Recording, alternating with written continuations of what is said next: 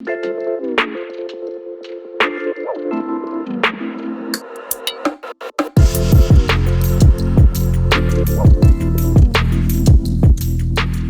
fourth presenter today is Mr. David Brothers. He is the Director of Curriculum and Assessment for Francis Howell School District, and his topic is managing launches, systems, and processes in a large school district. Good morning, everybody. Some of my message is going to be what you just heard from Mike. So really, when you're trying to manage in a large school district, we have about 17,000 students here in Francis Howell. We're located in St. Charles County, just outside of St. Louis. It is really think about the processes that need to be in place and always try and improve on those processes as you learn more. So some things that we put in place as we began this journey with virtual learning a couple years ago was have a handbook for everybody that's going to be involved so that they could quickly look and find information out. And really just keep adding to it. That has come in really helpful with all the different folks that have their hand in MOCAP and launch work here in Francis Howell. Know the people that'll work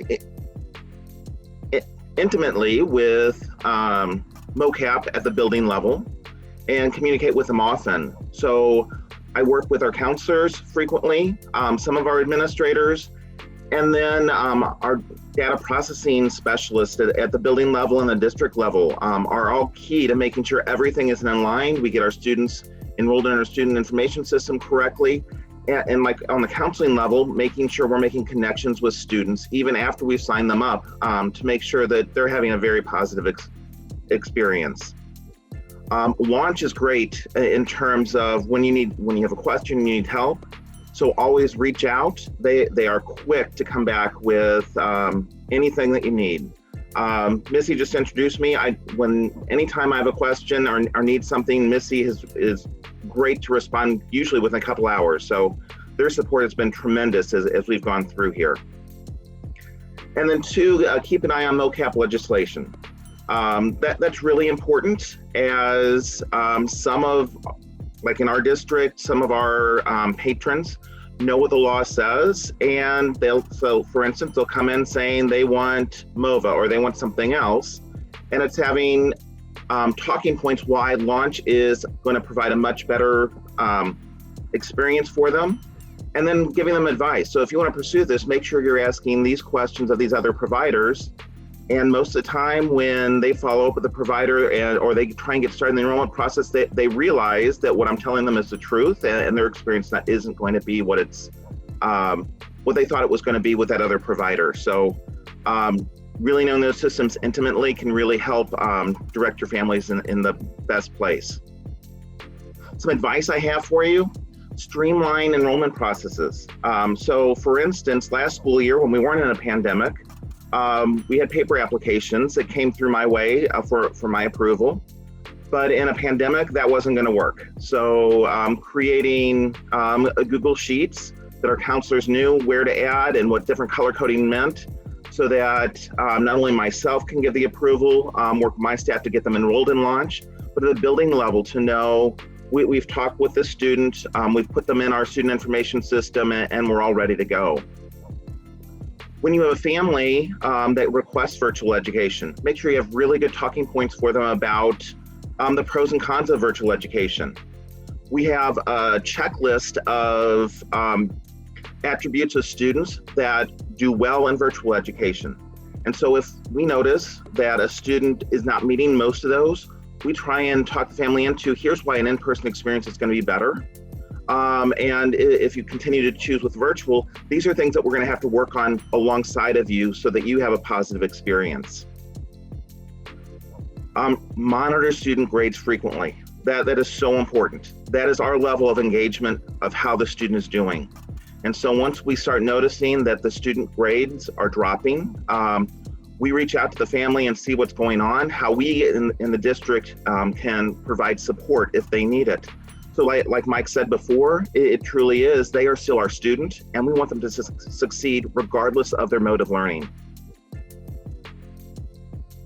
And also know how your classes compare to launch courses. So for instance, in my district, we offer an Algebra 3 course, which launch doesn't offer, but knowing that launch offers college algebra as an alternative. Know what you're going to do when in our district, government is a full year course and on launch it's a semester course. So we have procedures in place for working with students.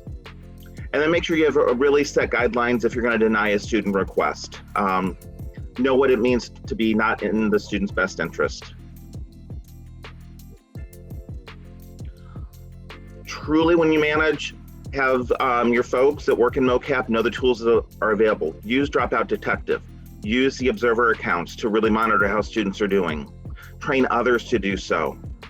Know when you're managing so many students, know what reports and how it can be exported to Excel so that you can quickly have access to lots of student data. And again, it's all about making sure you're monitoring that student engagement. And if a student's not engaged, making sure that you reach out to the student and the family to help them redirect.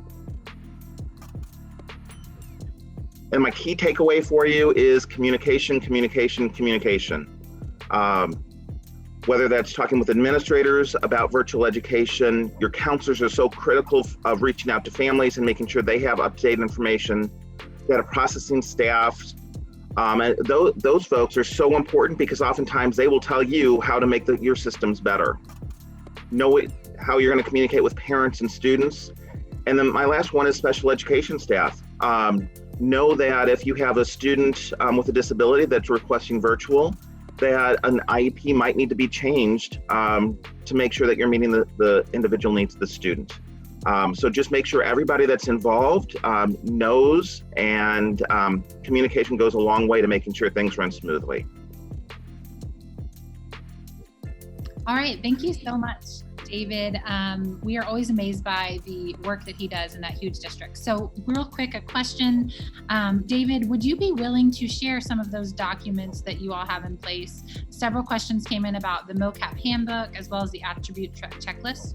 If you are willing to share that, would you just let us know, and we can share, you can let me know, and we will share that in a follow-up at the end of the day.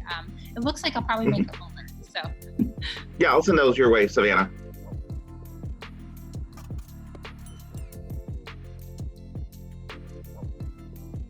And before Missy introduces the next speaker, David, I don't know how to answer the question that came in on half credit. So, and when we are a half credit for government and you're a full credit, I think that's a great question. Maybe we could answer that real quick.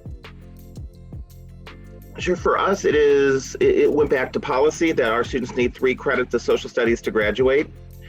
And so then it was looking and providing other semester offerings from launch, or directing the student that maybe in-person government would be a better fit for you.